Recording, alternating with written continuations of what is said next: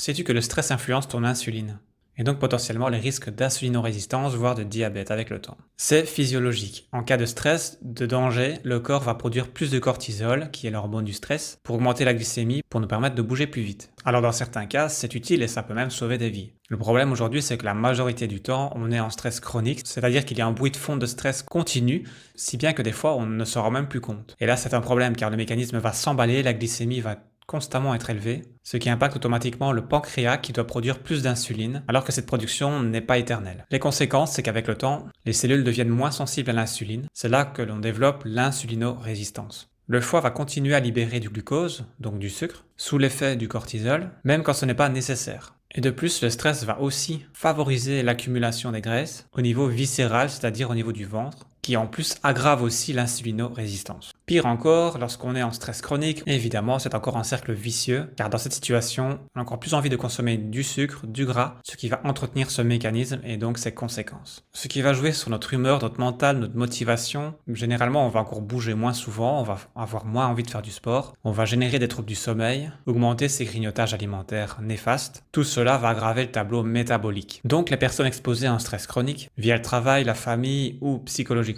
ils ont un risque accru de développer un syndrome métabolique. Ce qu'on entend par là, c'est une espèce de mix entre l'obésité abdominale, l'insulinorésistance et l'hypertension. Donc problème cardiovasculaire potentiellement. Mais même sans prise de poids, le stress perturbe la régulation de l'insuline sur la voie hormonale et nerveuse. Pour résumer, il faut gérer ce stress chronique. Agir sur les sources ou alors essayer de le maîtriser mieux en prenant du recul, en lâchant prise, en pratiquant la respiration consciente, la méditation, des activités physiques plutôt douces qui nous aident à ralentir et pourquoi pas revoir son organisation de manière générale grâce à des applications par exemple qui peuvent vraiment nous libérer la charge mentale. Bien sûr, on peut agir un peu sur l'alimentation, mais ce n'est pas ça qui va fondamentalement changer les choses. Alors êtes-vous victime de ce stress chronique ?